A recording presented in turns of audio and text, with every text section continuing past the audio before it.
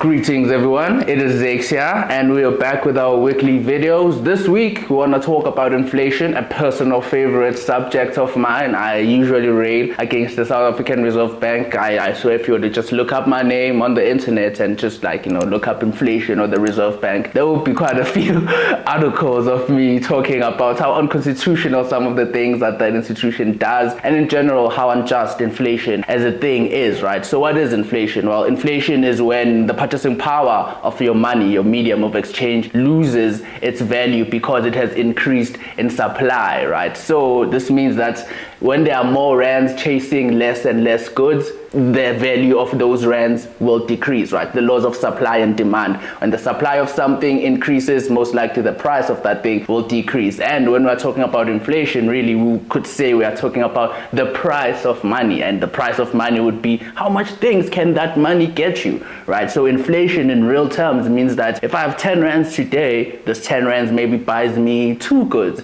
right? Whatever goods that I may, choose to buy.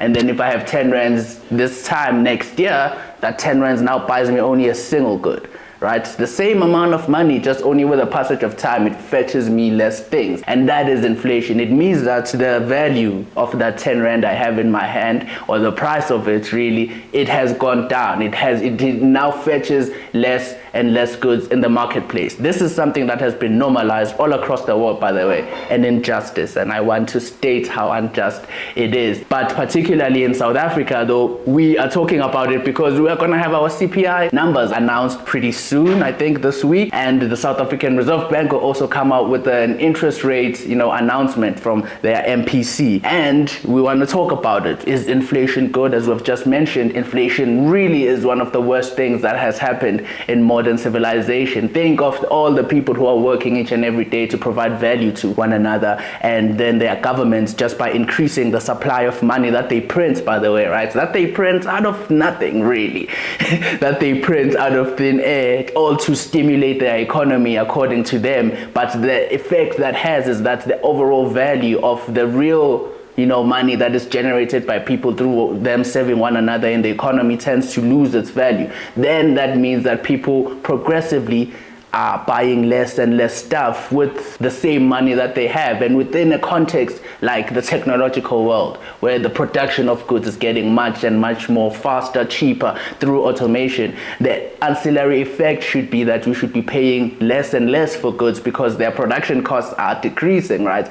I think this is much more clear in cell phones as an example, where inflation has not even caught up to the advancement in technology within that field. But in other fields, we see how hard it is to progressively pay lower and lower prices because, well, the inflationary pressures just push prices higher and higher up because the value of said currencies keeps on being devalued.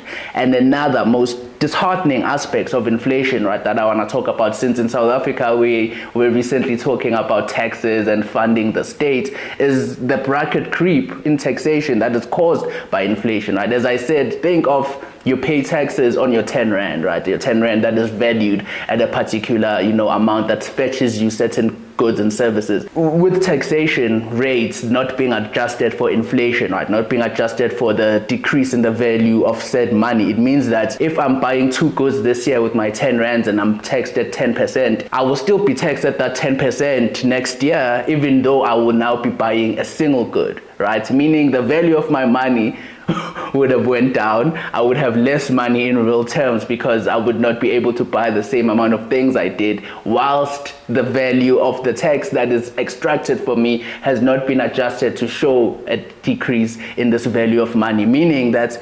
effectively in real terms will be paying more terms because 10% of a 10 rand that is less valued is more of that 10 rand, right? When you actually compare it with the fact that I can now no longer buy the goods that I used to buy that same time last year. So this is what we call bracket creep in taxation, whereby the government does not adjust its taxation rates to reflect the devaluation of currency that they were engaging in the previous year. This effectively means that people will pay higher taxes since their money is valued at a much more lower rate, overall really leading to us having less spending money, right? If there's any lesson that we should take away at this, is that inflation leads to us having less money to spend on the things that we want to spend on, be be it, productive entities, like if you're an entrepreneur, or just for leisure, really, for any other reason. When the government prints money, when the government increases the supply of a currency in a particular market, it commits one of the greatest injustices on, like, the prospects of prosperity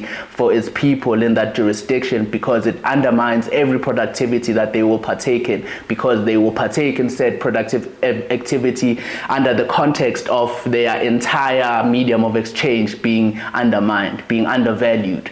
And by the time that they actually get to feel that, they would feel like they have been working extremely hard whilst not seeing the actual results in prosperity and improved capital accumulation and creation. One of the greatest injustices, as I said. But, please do tell us what you think. Maybe you're a Keynesian, right? Maybe you believe that the government should just print money, stimulate, demand, and the multiplier effect will take care of everything. Should, people have easier access to things like credit or just, a medium of exchange in general. But I would say the extreme end of that, if we follow your logic, if that is your logic, by the way, would be Zimbabwe, right? To have a great case study in what the Reserve Bank of Zimbabwe did when the government needed funds and it printed funds, and now the Zimbabwean currency is non-existent. And this is like decades after the hyperinflation, right? Their currency, they are trying to revive it, but it is difficult. And that should show you the consequences of a government that kind of really follows the line of reasoning that a lot of Keynesian propagate all throughout the world. When it follows it to its logical conclusion, it usually creates misery. Or maybe you are on our side, right? You're on the side of liberty and justice.